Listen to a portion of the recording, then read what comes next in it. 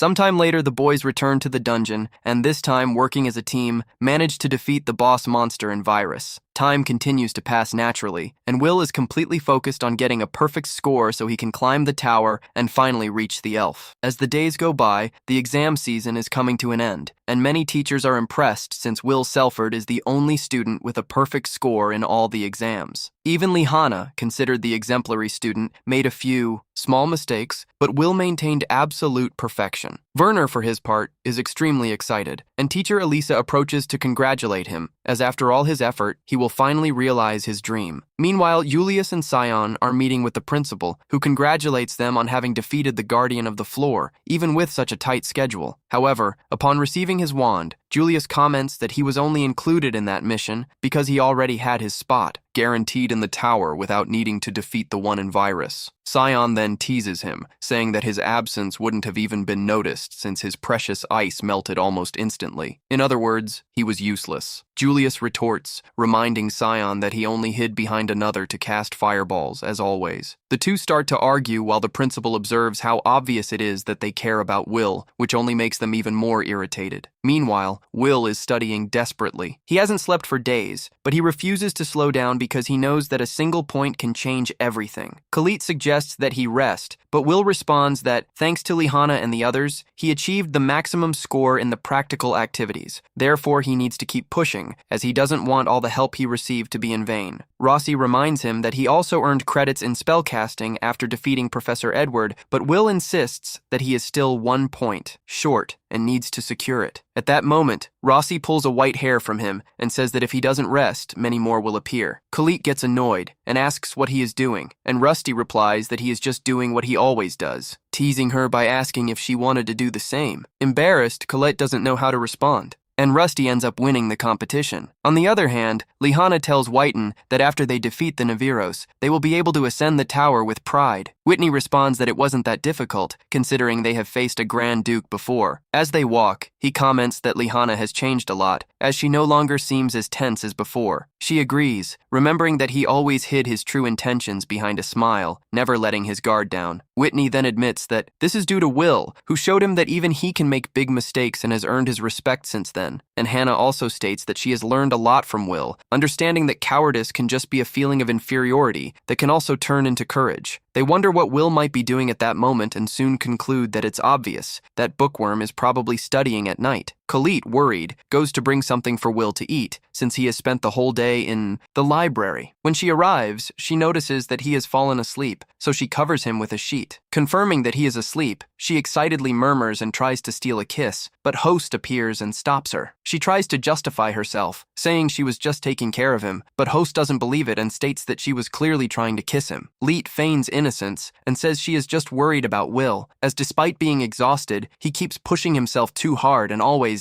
ends up hurt. She admits that she hates wizards, as Will is always chasing after Alvesbina as if he were enchanted, while she just waits for him in the tower, without helping him. Colette confesses that she feels pity for Will, and Rose agrees. Meanwhile, at the top of the tower, Faria finds Eleanor, who comments that it is strange to see her out of her quarters, as she is the embodiment of laziness. Faria teases her, asking if she is still bothered by having lost a fight. Eleanor replies that she only lost because she was limited to ice magic, and if she could use other elements, she would have won. At that moment, Zay appears and tells the two of them to stop making noise and get out of the way. Faria asks what he is doing there, and Zay answers that it is obvious. They are all there for the same reason, the Terminalia. They need to start preparing for the ritual, as the barrier is about to disappear. Edward prepares for the final exam, whose topic will be the origin of magic. The next day, upon entering the room, he announces that the test will consist of only one question, and whoever answers correctly will receive 6 credits. He makes it clear that he will not accept any doubts, and that students must demonstrate everything they have learned over the 6 years at the academy. When the tests are distributed, everyone is surprised to see the question, "What is magic?" Despite being a complex topic, they believe they will be able to answer, after all. It is a question whose answer every mage or elf eventually reaches. The detail is that anyone who is not a mage would have no idea how to respond to that. The students, worried, begin to wonder what will happen to Will, while he, for his part, goes completely blank. After all, this is a question that cannot be found in books, as it requires each one to explain in their own words what magic is. Even in the face of this, and despite the entire situation, Will does not think of giving up. He wants to reunite with Elf and fulfill his promise, so he starts to write what magic means to him, an unattainable miracle, as beautiful as it is cruel. Magic is that which lies beyond effort, and he believes that if he does not give up, he may achieve something equal to or even greater than it. In the end, he writes his answer, but we are left in suspense. In another scene, Walker questions Edward about what he intends with that exam. Calmly, Edward responds that he only asked a basic question that any aspiring mage should know how to answer, and that only 4 out of 10 students were unable to, something that disappointed him quite a bit. Walker, irritated, knows very well that this was done to harm a single student and asks if he is not ashamed. Edward then pushes him and asserts that they are being irrational by trying to send someone incapable of using magic to the tower, saying it makes no sense to send him to that graveyard of wands to be used for experiments. In a world where magic reigns, a sword can never replace a wand. He further claims that both Walker and the principal are crazy and that he just destroyed a dream that could never be realized. Shortly after, we see the list of those who failed, and Will's name is there. He graduated with 7,199 credits, but his ascent to the tower was denied due to being just 1 point short. Will is completely devastated. Time passes, and in a garden, Rossi finds him to return his repaired glasses. Will, frustrated, comments on the cruelty of Professor Edward, saying it was obvious that he would never be able to answer that question. He feels defeated for not being able to keep his promise. He leans in and hugs him, saying that nothing can ease his pain at that moment, but that no matter what happens, he will always be by his side. Meanwhile, Khalid reunites with Whitney and Lihana, asking if they have found Will, but no one has succeeded. Sion appears and comments that at this time, students who fail to ascend the tower usually leave the academy. He complains that they are wasting time looking for a useless person and says that Will probably ran away like a coward. Whitney immediately reprimands him, demanding respect and reminding him that he should not insult a fellow elf's friends. Julius retorts, saying that in that academy, magic is everything, and as good as Will may be in the dungeon, that place is not for someone who wields a sword. Keon observes Julius and, when questioned, admits that he also cannot stand Will, saying that he irritates him deeply and that he wanted to defeat him personally. What bothers him the most is that he lost that opportunity. At that moment, Werner appears and asks what they are doing there. Khalid explains that they are looking for Will, and Werner suggests that they relax and enjoy themselves, as he will look for him himself, reminding them that it is the night of the Terminalia. Meanwhile, the New Year's Eve celebrations begin. The event's host, Claire, a 27-year-old mage, introduces herself with good humor, complaining that she invited friends who ended up making excuses involving their students to not attend. She even mentions Walker and Edward, recalling that they were inseparable as children, before attempting to regain her composure in front of the audience. The students gather for the celebration, but soon start to disperse. Claire then tells the story of the ancestors who lived in ignorance until the arrival of invaders from the sky. When all hope seemed lost, the great Mercedes appeared, leading 5 powerful mages